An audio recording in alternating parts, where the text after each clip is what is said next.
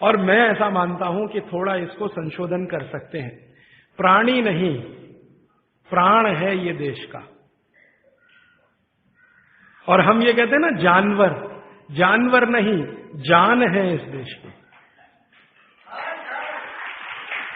भारत को अगर भारत की जान है तो ये गाय है, भारत की प्राण है तो ये गाय है, ये है तो हम हैं। कई बार मैंने लोगों को ये कहते सुना है हम गाय पालते हैं, उनको हाथ जोड़कर कहता हूं कि आप गाय नहीं पालते, गाय आपको पालती है। ये अहंकार मत करिए अपने मन में कि हम गाय पालते हैं। आपके मन में विनम्रता आनी चाहिए कि गाय हमें पालती है। आप क्या पालेंगे जी, वो तो भगवान की है, आपकी हैसियत नहीं उसको पालने की। वो तो भगवान की कोई कृपा हो गई आपके ऊपर जो आपको दे दी उसने। तो ये कृपा आप सब पर हो तो इसके लिए कुछ प्रयास करें। आप बोलेंगे जी क्या करें? सबसे पहला प्रयास कि गाय का कत्ल रुके। गाय का कत्ल रुकने में आप कहेंगे जी हम क्या कर सकते हैं? आप बहुत बड़ा काम कर सकते हैं। वो ये कि आप अपने जीवन में एक संकल्प ले लो कि जी दूध पिएंगे तो गाय का ही पिएंगे।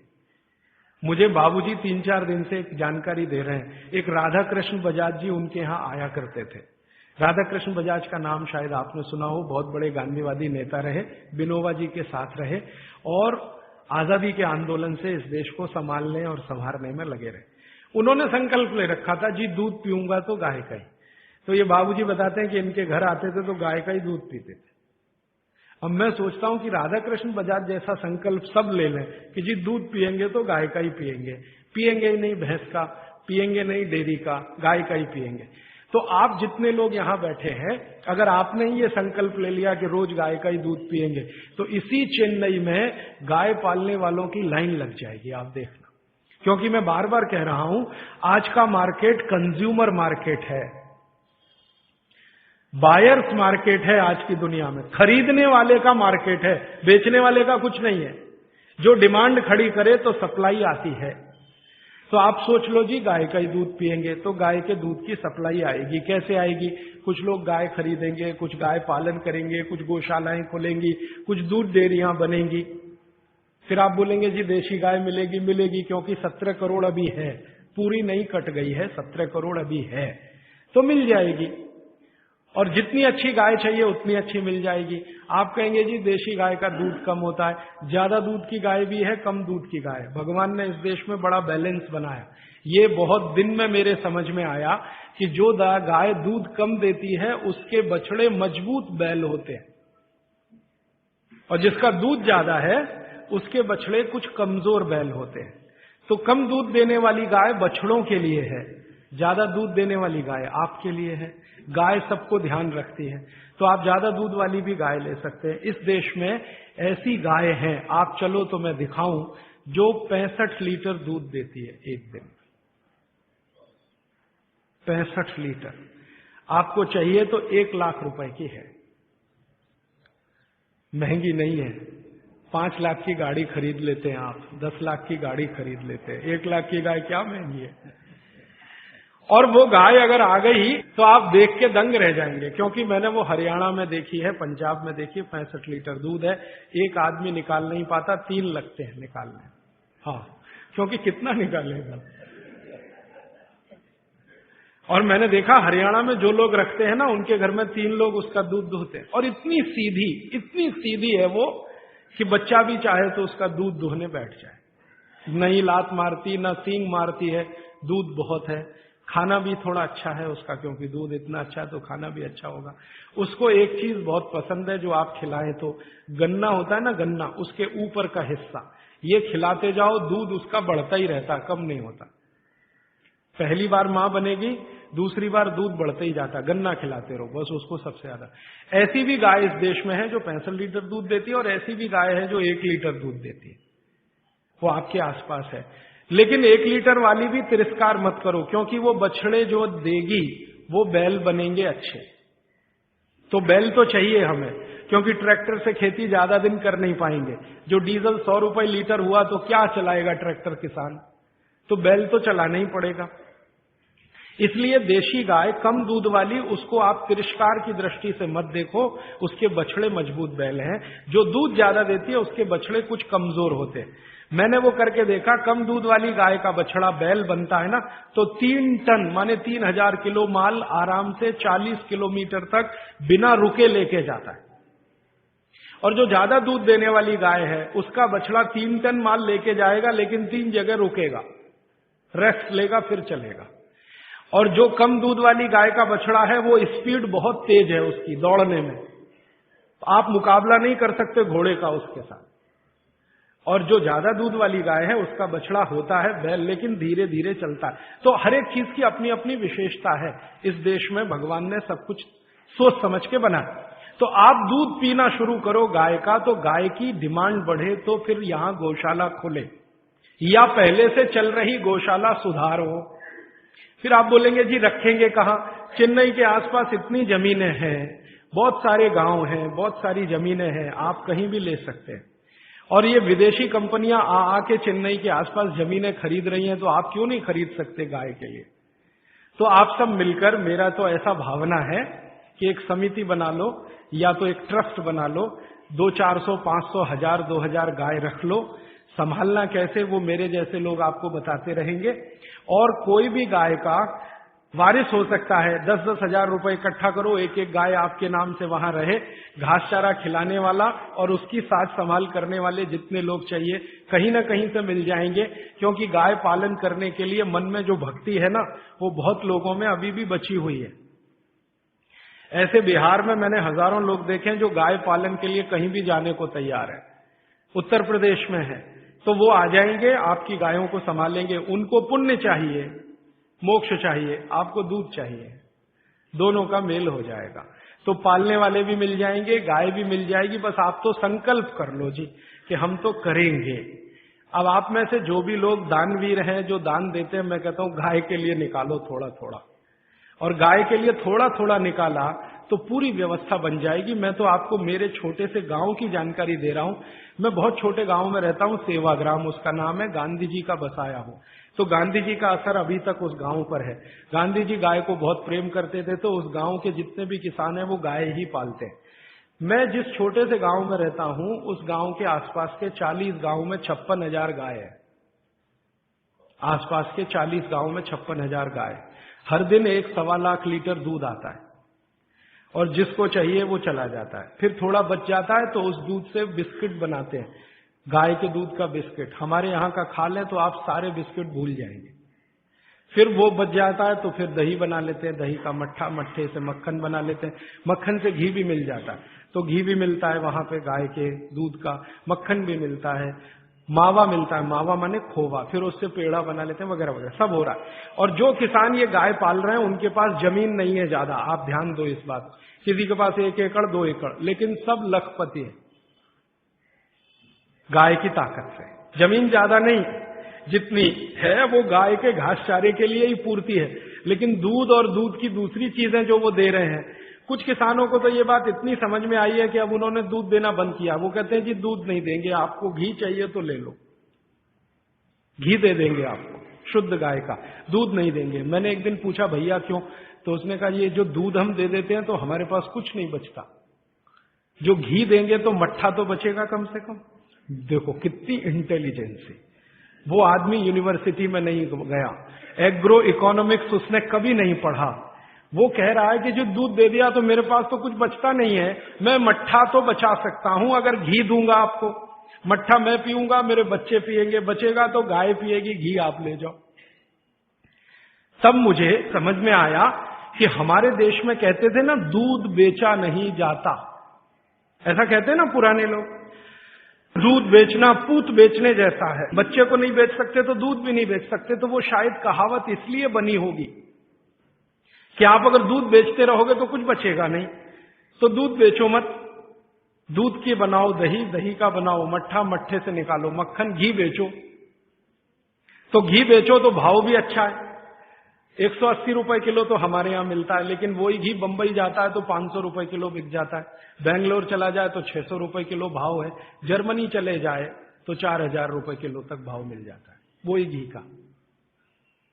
180 से लेके 4000 रुपए किलो तक का रेट है गाय के देशी घी का। जर्मनी, वहां अमेरिका वगैरह वगैरह, उनको भी चाहिए, मिलता नहीं क्योंकि उनके पास देशी गाय नहीं, जर्सी। तो मेरा मानना है गाय का आप थोड़ा पालन, उसका संरक्षण, संवर्धन शुरू कर दो। गौशाला बनाने का काम अगर यहां हो जाए तो आपकी गौशाला को पैसे की तो जरूरत पड़ेगी नहीं, दान के रूप में मैं आपको विनम्रता से कहता हूं, एक गाय जो दूध देती हो, साल की कमाई उसकी 2 लाख रुपए की है और खाने का खर्चा उसका 20,000 रुपए का है। तो 20,000 का खाना खाएगी, 2 लाख की इनकम है।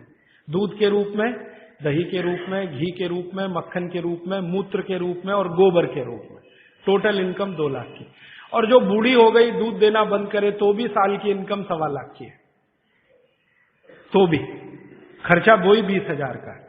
तो इनपुट कम है, आउटपुट ज्यादा है। इसलिए गाय का बिजनेस भी आप करें, दूध का, गाय से मतलब दूध का, दही का, मक्खन का, घी का, गोबर का आप शुरू कर दो। मैं आज बोल रहा हूं, 3 साल बाद सरकार बोलेगी इसी बात को कि गोबर गैस प्लांट लगाओ जगह जगह, सिलेंडर में गैस भरो और गाड़ियां चलाओ। डीजल हम ला नहीं सकते, पेट्रोल ला नहीं सकते, 150 रुपए लीटर है। तो इसलिए ये गोमूत्र से शुरू हुई आपके बीच की बात वहां तक पहुंचती है। और आप दूध पियोगे तो गाय बढ़ेगी, मूत्र का उपयोग करो दवा के लिए तो भी गाय बढ़ेगी, गोबर का उपयोग करो खेत में तो भी गाय बढ़ेगी। ये 3 तरीके से गायों को आप बचा सकते हैं और इनकी संख्या लगातार बढ़ा सकते हैं। यहां पर अपने निरंजन भाई हैं, ये और इनकी पत्नी गाय के सेवा में लगे हुए हैं।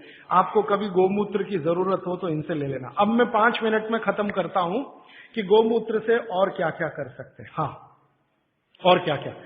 बागवती जी कहते हैं आंख के कोई भी रोग, आंख के सभी रोग कफ के रोग हैं जो आंख में हैं।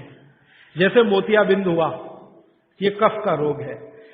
कैटरेक्ट जिसको आप अंग्रेजी में कहते हैं। ग्लूकोमा, ग्लूकोमा एक रोग है ना, काला पानी, काला पानी। रेटिनल डिटैचमेंट एक रोग है जिसका तो दुनिया में कुछ भी इलाज ही नहीं है, रेटिनल डिटैचमेंट का ऑपरेशन भी नहीं है, उसका हो भी तो सक्सेस नहीं है। आप अमेरिका चले जाओ और किसी डॉक्टर को कहो रेटिनल डिटैचमेंट का, तो कहेगा ऑपरेशन कर सकता हूं, गारंटी नहीं है विजन आएगा कि नहीं। तो रेटिनल डिटैचमेंट, ग्लूकोमा, कैटरेक्ट। और आंखों में छोटी मोटी बीमारियां बहुत हैं, आंखें लाल होना, आंखों से पानी निकलना, आंखों में जलन होना। तो छोटी छोटी से लेकर सबसे खराब बीमारी रेटिनल डिटैचमेंट, ये सब गोमूत्र से ठीक होती है, क्योर होती है। शब्द पे ध्यान देना, कंट्रोल नहीं, क्योर होती है, जड़ से खत्म होती है।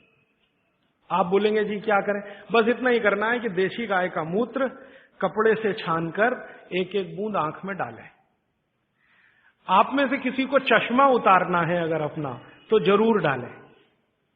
3 महीने में आप लगातार डाल के देख लीजिए, नंबर बदल जाएगा और 1.25 महीने में चश्मा उतर जाएगा। ग्लूकोमा बिना ऑपरेशन ठीक होता है 4-4.25 महीने में।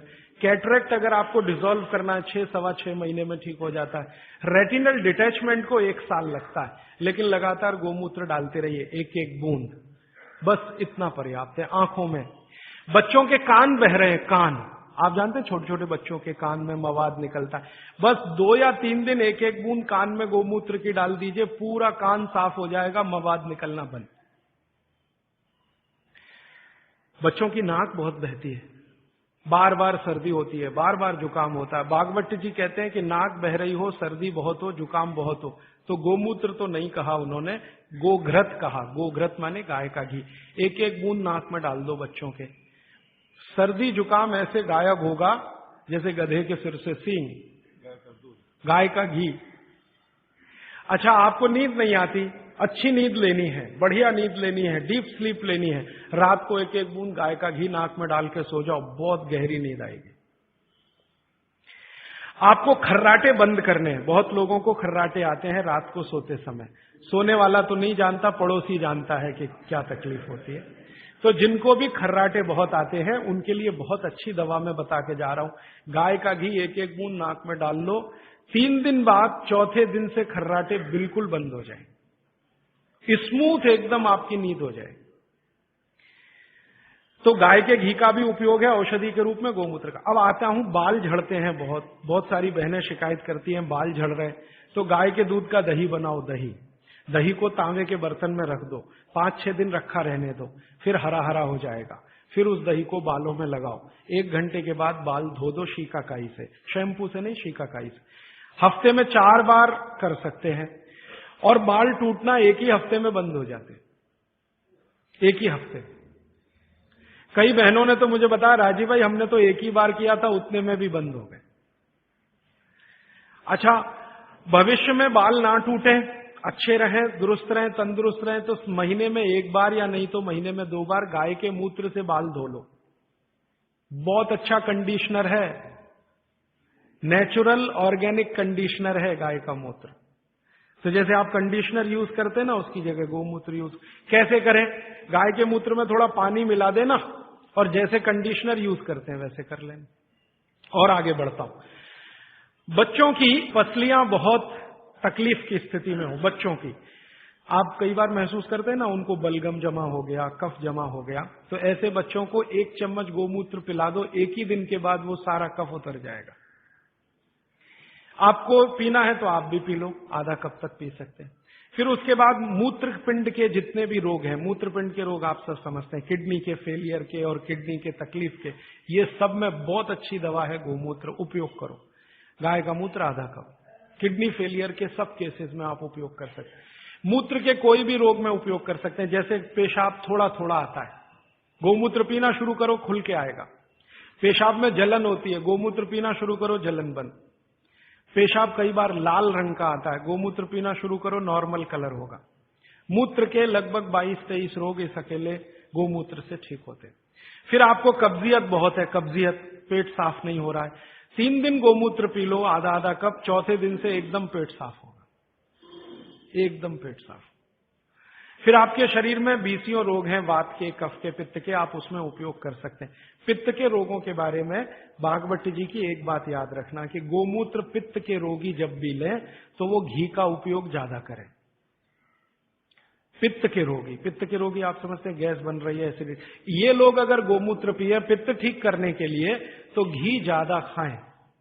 बस इतना ही निवेदन है उनका, बाकी वात और कफ वाले तो कुछ भी करें।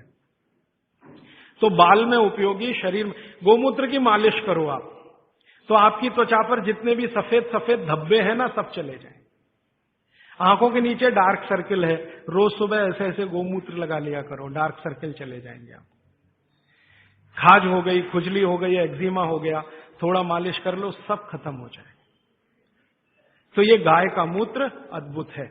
अब इस गोमूत्र को ज्यादा आज के समय में लोगों ने उपयोग करने के लिए एक टेक्निक डेवलप की है कि प्योर गोमूत्र मिले तो वैसे सबसे अच्छा होता है, लेकिन क्या करते हैं आजकल के गोमूत्र को उबालते हैं तो उसकी वाष्प बनती है, वाष्प को ठंडा करके अर्क बनता है।